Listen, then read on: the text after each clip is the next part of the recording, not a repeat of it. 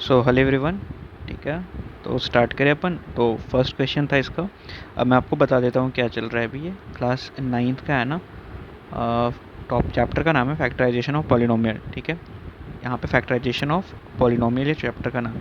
और हम लोग आगे पूरा चैप्टर ये सॉल्व करेंगे, उसमें कोई इशू नहीं है। तो मैंने सोचा कि आपको स्टार्टिंग से एग्जांपल्स के थ्रू लेके चलता हूँ, ताकि अच्छी क्लियर बेसिक अंडरस्टैंडिंग बन जाएगी, ताकि आप अच्छे से क्वेश्चन सॉल्व कर सको। एग्जाम्पल 1 हम ऑलरेडी सॉल्व कर दिया है। ठीक है, मैं लिंक में डिस्क्रिप्शन में डाल दूँगा, डिस्क्रिप्शन में आपका लिंक डाल दूँगा, एंड आप चैनल पे भी जाके देख सकते हो। ठीक है, क्वेश्चन नंबर 2 पे आते, देखो क्या बोल रहा है।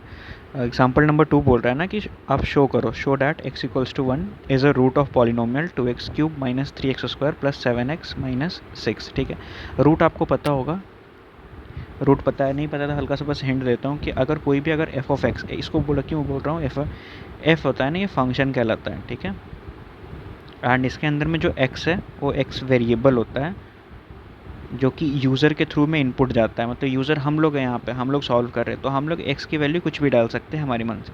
माइनस इन्फिनिटी भी डाल सकते हैं, प्लस इन्फिनिटी भी डाल सकते हैं।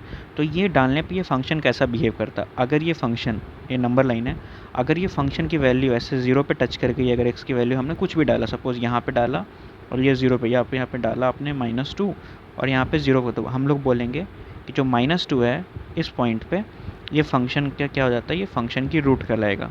-2 is the root of this function. ये बेसिक होता है, आपको मैं क्वेश्चन आप करोगे ना तो प्रैक्टिस में आ जाएगी, ऐसा कुछ नहीं। बस इतना याद रखना कि रूट का मतलब है कि अगर इस वैल्यू को मैं इस इक्वेशन में डालूंगा तो इसकी वैल्यू 0 आनी चाहिए। ठीक है, तो एक बार ये फंक्शन लिख लेते हैं। क्या है हमारे पास, फंक्शन है हमारे पास है 2x cube minus 3x square plus 7x and -6, this is the function. और हमें बोला गया है ना कि आप x के बदले x पे आप चेक करो कि 1 इसका ये फंक्शन का रूट है कि नहीं। तो बस इसको है ना, आप जितने भी वेरिएबल्स हैं इसके प्लेस पे आप 1 रख दो। अगर रखने पे इस वैल्यू की जो है ना, इस एक्सप्रेशन की वैल्यू अगर ये 0 को इक्वल आ गई तो बोलेंगे यस। ठीक है, x की जो 1 वैल्यू है ये रूट है एकदम ऐसे प्रॉपर, और नहीं आएगी तो बोलेंगे ये रूट नहीं है।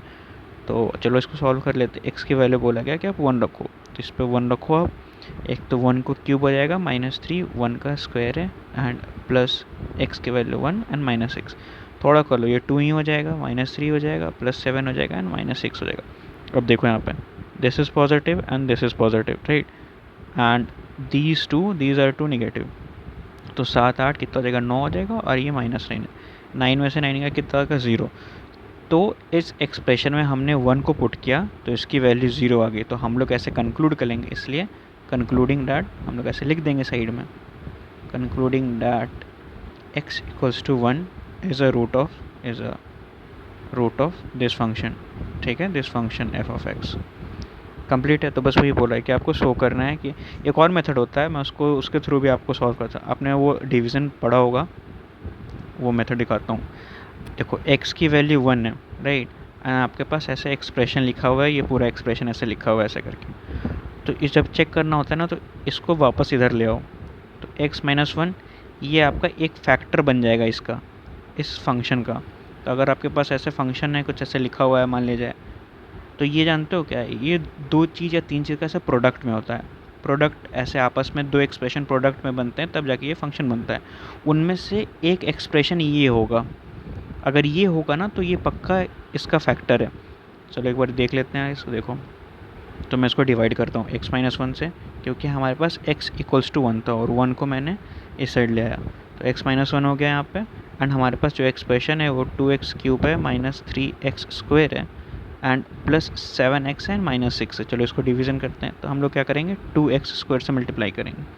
तो 2x क्यूब हो गया -2x स्क्वायर, इसको क्या करो, घटाओगे, पता ही है तुम्हें, हट जाएगा, बचेगा तुम्हारे पास क्या, -x स्क्वायर बचेगा यहाँ पे, प्लस 7x एंड -6। अब क्या चीज़ से मल्टीप्लाई करना है बताओ यहाँ पे, so will multiply by -x, सो यहाँ पे हो जाएगा -x स्क्वायर एंड ये +x हो जाएगा।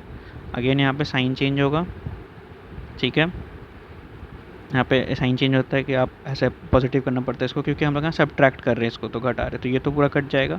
एंड इसको जब यहाँ से सब्ट्रैक्ट करोगे तो क्या आ जाएगा, 6x आ जाएगा, -6 जाएगा। अब बस यहाँ पे आप करो क्या करोगे, +6 से मल्टीप्लाई कर दोगे, तो यहाँ पे हो जाएगा 6x -6, एंड ये फाइनली दोनों कट गया, एंड फाइनली यहाँ पे 0 आ गया, या फिर कट तो दिस इज़ ऑल्सो फैक्टर, तो आएगा आगे क्वेश्चन में, ठीक है, कि अगर आपके पास अगर फंक्शन है और बोलेगा ना कि आप इस फंक्शन को आप दो पार्ट में से ब्रेक करके लिखो, जिसमें से कि एक फैक्टर आपका x-1 है, तो सिमिलरली आपने अभी वही किया।